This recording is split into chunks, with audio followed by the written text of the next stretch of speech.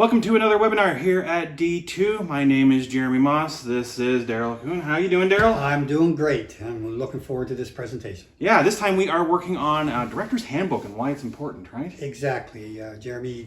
We talked about that last time a little bit when we talked about board orientation. Yes. So we brought into the discussion the importance of a Director's Handbook.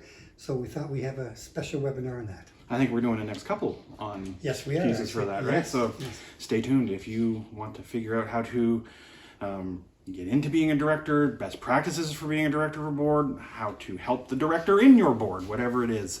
We are going to be touching on those topics today and in the next one, which will be out 2 weeks from when you see this one. So keep your eyes peeled on both Facebook and YouTube and d2sup.com, d2sup.com. So Darrell, the Director's Handbook, why do I need it? When do I need it? What's it for? That's a good question. Most board directors that start in their board journey do not have any type of resource material. And the Director's Handbook is something that provides all new board directors and existing ones for that matter with all kinds of information around the organization, the organization's governance structure, its expectations, what you can expect from being a board member of the organization, and even policies. Right? It gives the board a reference point, and it's important that all organizations have this. Unfortunately, that's not the case. In many organizations, they do not have a reference guide. I've been with many organizations that did not. I had provided governance workshops to organizations where board members have come up to me and said, we've never seen an orientation document. We've never seen a board director's manual, handbook. What is this and why is it important? And it is important because all board members need to have a reference guide because they are expected to govern the organization effectively and they need to know what they're doing. Absolutely. I mean, I think I alluded to this last time. Every board I've ever been on, granted it's only been a couple, there's no orientation, no handbook for anybody. We didn't know, we felt like we were flying by the seat of our pants. So I'm assuming this guidebook just really helps cement the actual process. It does, Jeremy. You know, many board members were in the same boat as you, and I was during my board journey in a lot of organizations. Best practice organizations will have this in place, and it is extremely important to do so. And you know, you always hear the old adage that you don't know what you don't know. Yeah. And if you don't have that information, you don't know if you're even doing the right things. And having this at your disposal right from the get-go is extremely important to good governance. Right. So am I on my own to make this document, or what should go in it? What are we looking at? Well, actually, the board is responsible to put that document together. It's a board director's responsibility, and they usually task that to the Governance and Ethics Committee, and if they don't have one of those committees, to the executive. And they will put together what's important to be included in this document, so it's always there.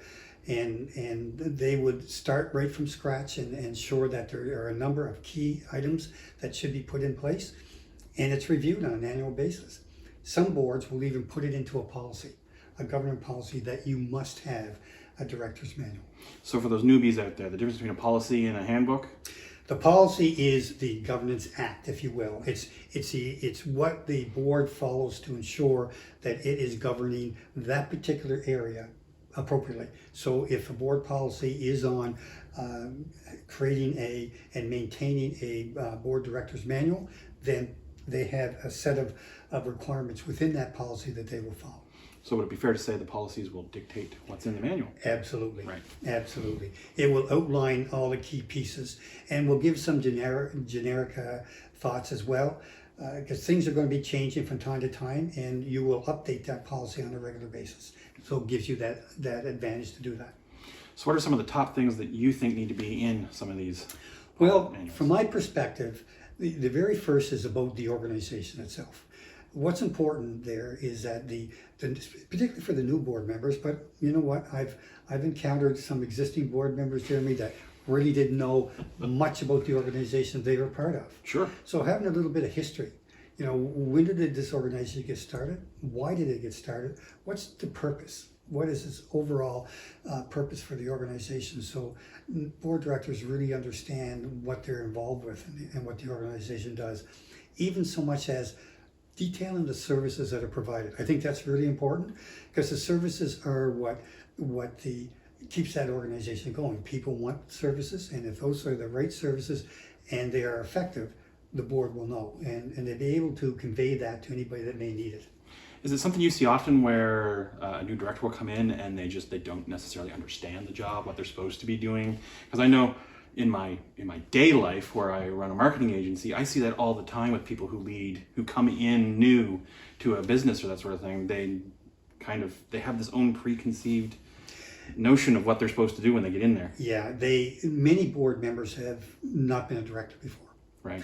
And if they haven't been a director, and then there's some that many of them that have been directors, but if you've been a director for an organization that didn't have the right processes, then you're carrying those over to the next organization. So once you got to stop that trend and put the right pieces in place, and most board members just don't know what's expected of them. So this gives them a starting point. They'll at least know in the first section of the manual of what their purpose is, a little bit of the history, even what the mission and vision is. Right. Along with the services. So now they have sort of a high level overview of what they got themselves into with this organization, right? so they know what they're getting into. Well, exactly.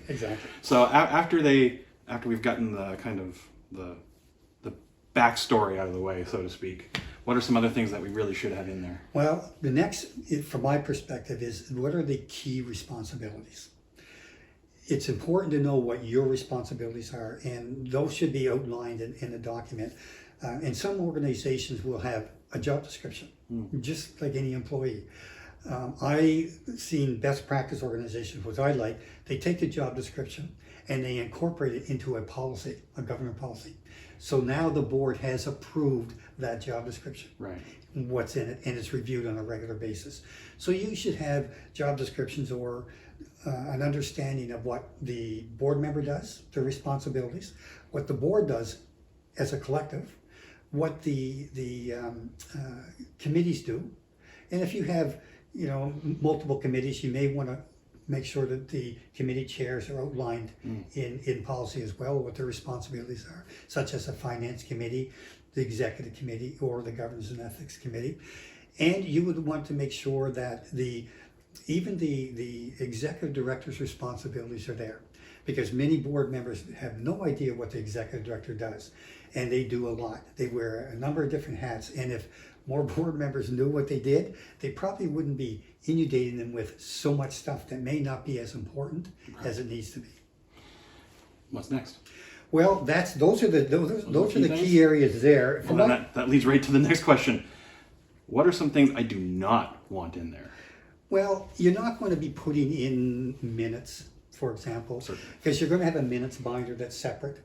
You don't need all that information. Your handbook would be... It'd be huge. It'd be huge. And keep in mind that some organizations will do this. They'll have their handbook online, okay, so that That's a great tip it right can there. be changed easily by one person, which is usually the executive director, or even the corporate secretary can be responsible for that, depending on how the board wishes.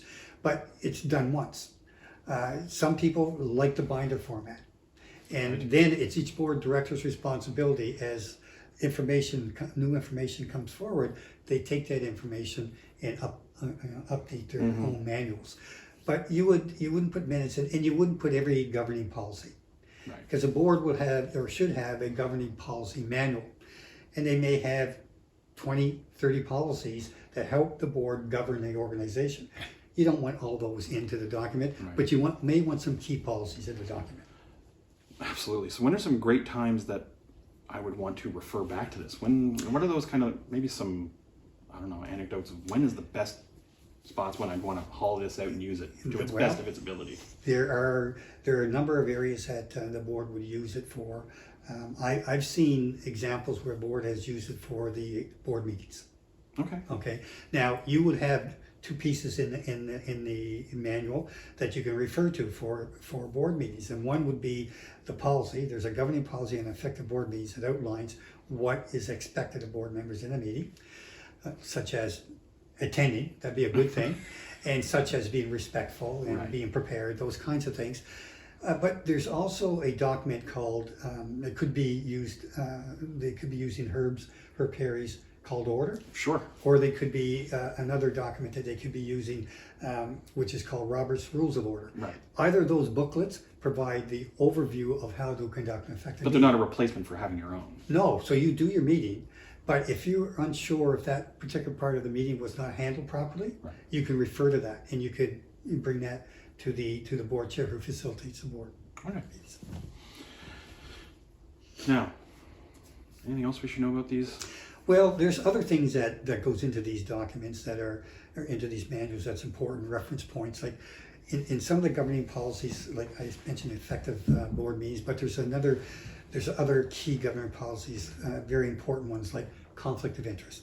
Very, very important that boards understand. I think our first video or so was on conflict of interest. We did, and we talked about that. And knowing what a conflict of interest is, what it isn't, which is outlined in governing policy, a board member can refer to it in case they think that they may be in conflict, and then they can declare it appropriately to the board chair prior. So that's one example. Another example could be around code of ethical conduct, because there's certain ways that the board wants the entire organization to conduct itself. Because you're not only dealing with the board internally itself and with the staff, but you're dealing with volunteers, you're also dealing with the community, and you're dealing with patrons who are availing themselves of the services. So you want to make sure that there's consistency in how you're conducting yourself. And if you feel that there's a concern, you can refer to that. But you can also refer to the policy manual as well. It's just two different sources depending on how rapidly you can get to that information. Yeah. Some other things that I've seen that has been important is the overview of the director's liability insurance. Right. Protects directors in the event that something significant can happen. They can refer to that and to make sure that they are protected and they're covered, and that's very, very important because if things happen that they're not aware of, and they're wondering, am I liable for this? Well, they can refer to that and bring that up at a board meeting. It's important that board directors, if they feel uncomfortable with anything, they bring it up for board discussion, either at that board meeting as an additional agenda item for discussion, subject to approval by the board, or at a later date.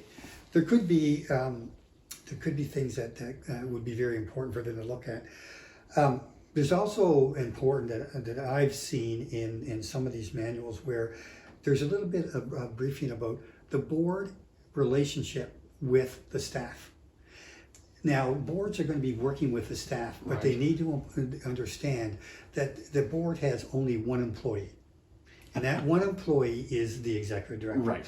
They cannot direct other staff to do this. They need to direct anything that needs to happen through the executive director. I mean, I can't imagine you've ever seen someone on a board act like someone's boss.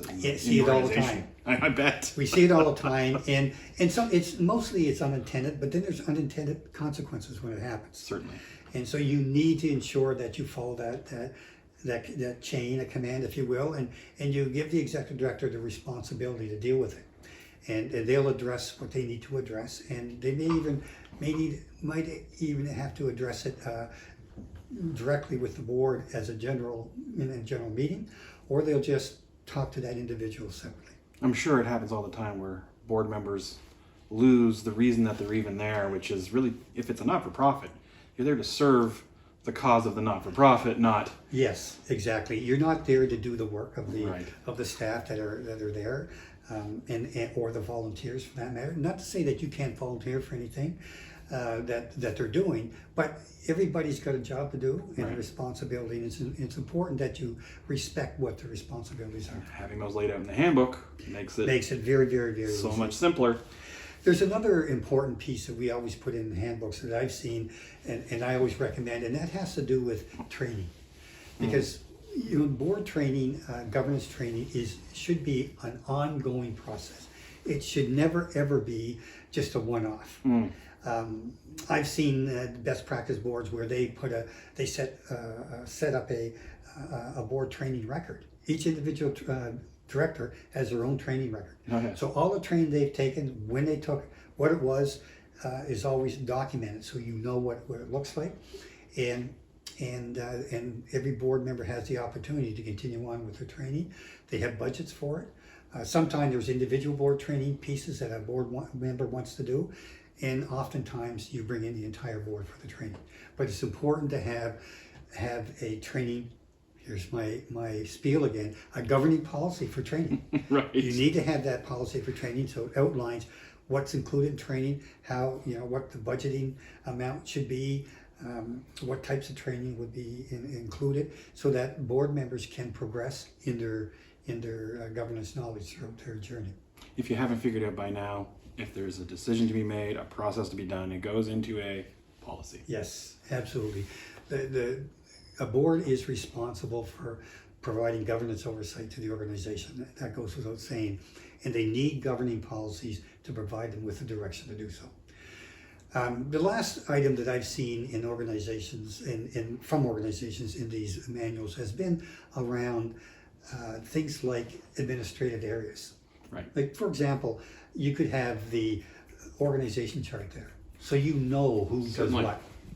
You also have a contact list for all board directors, who's on what committee, and the contact list would include their phone numbers, or could be landline cells, email addresses, even mailing addresses, what committees they're on, how long they've been with the board, so you know what that individual does.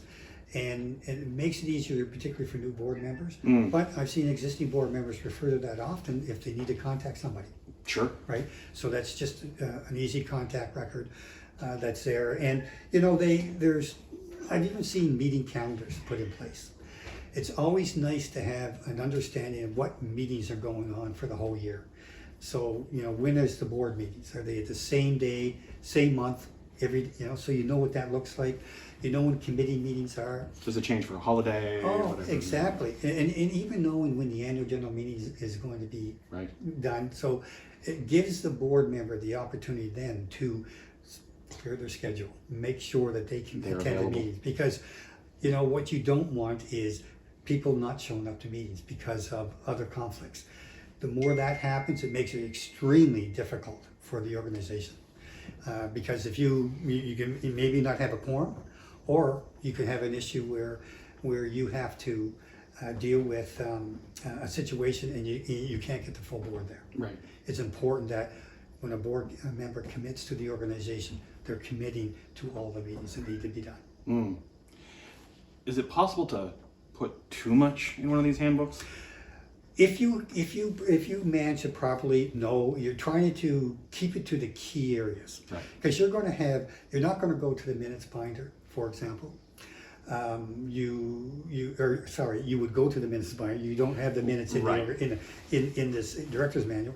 You're not going to go to the strategic planning documents. It's going to be in board meetings that you've already received. You're not going to have it things like 30 policies, for example. Right. You're not going to have that in there. You're just going to have the key information that you would refer to more often than not. Right. It's kind of like your most often referenced, frequently asked question sort of thing. Exactly. And I've been at board meetings where you have the ability to go right into the director's manual or the policy manual or anything at a board meeting. They just bring it up on the screen. So if something comes up, you're ready to go. Just saves a whole bunch of time, effort, Absolutely. headaches. Because what happens then, if you can deal with it right then and there, you don't have to put it off to 1 or 2 meetings down the road. Right. And time is money to a lot of people. They are busy people on the boards, and they need to be able to manage it effectively as possible. So if I don't have one of these documents right now in my board, where do I start? What's the first thing I should do? First thing you should do is it needs to be discussed at the board table. What we need to have this document in place, and we need to put it together. And the first thing to do is to create a governing policy. Right. So you create that governing policy, which will outline that what should be in it. Okay, you decide what should be in it, and sometimes you can get an independent facilitator to help you with that. We'll go over with you, here are some of the key things. You can even buy a generic document from D2, from our company, which will give you an overview of what you should be putting in. It's basically a template. Exactly. If you're wondering, okay, what's the actual structure? Show me something. We've already got one done. Exactly, and that'll give you a very good guide, and it even has a sample policy to go with it. So you can set up your governing policy, you can put in all the pieces you want to put in, and then you start to build it. You can build it by way of a manual for everybody, like a hard copy, or you can have it online. Different question. I know we deal mostly not-for-profit stuff. This would work for a for-profit board as well. Absolutely.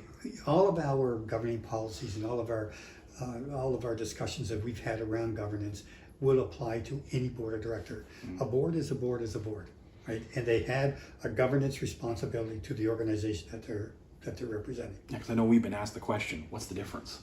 There's not much difference. There is very little difference, and it's important that any board member look at our site to determine, does this apply to them? And I'm 100% confident that it would apply to them as well. They may want to expand here or there based on their organization, but all organizations are the same. When we provide a governing policy, for example, as a sample policy, it is just that, a sample policy. Right. You may want to add on to it or delete depending on your organization, and it makes it unique to your organization, and that's our recommendation. And whether you're profit or not for profit, it would apply. Doesn't make a difference. Exactly. What about board size? Does that make a difference? No, you don't want a 20 member board. I'm going to tell you, I was on a 20-member board, and it's very, very difficult to get work done, accomplished, because there's too many people and too many discussion points that happen. The optimum board size is anywhere between 8 to 12. And I've seen board members of 8 work very well, and I've seen board members of 10 work very well.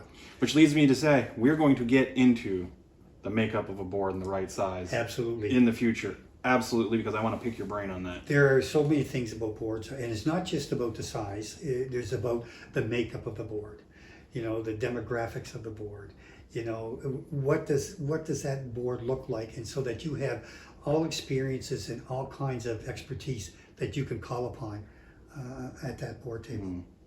So if you're serving on a board today, looking to serve on a board, whether it's not-for-profit or not, as we've discovered today, stay tuned, because we are going to have more resources coming your way. There are some, if you want to go back and see a really shaky version of Darrell and myself in the first video dealing with board infighting, basically. Go back and check that one out, and stay tuned. We got more coming from D2. Thank you. Yes.